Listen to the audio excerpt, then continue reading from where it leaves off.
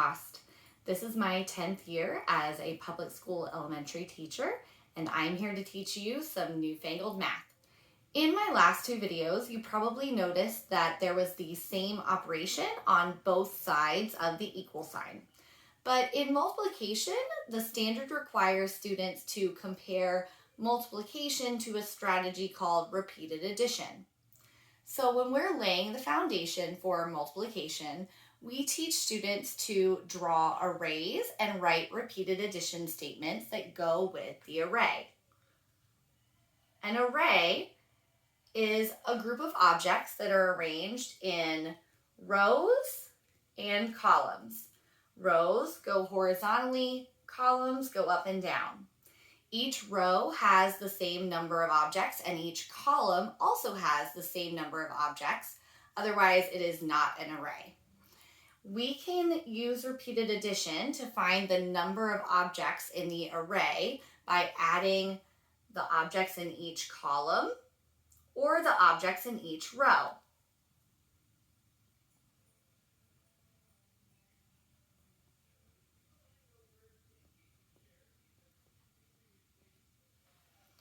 We can determine if a multiplication statement is equivalent to a repeated addition statement by comparing the number of times that we added the number in each column or row to the factors.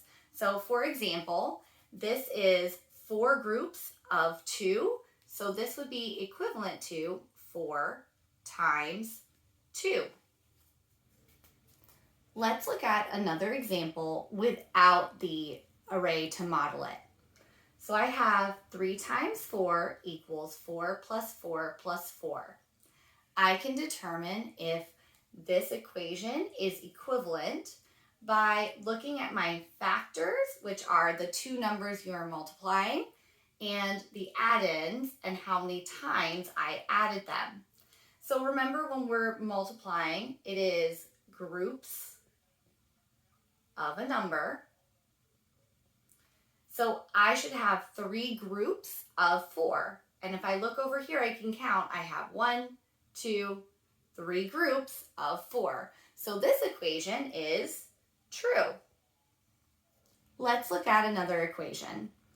5 times 3 equals 3 plus 3 plus 3 plus 3. Again, I'm going to look at my factors and compare the number of times I added to the factors.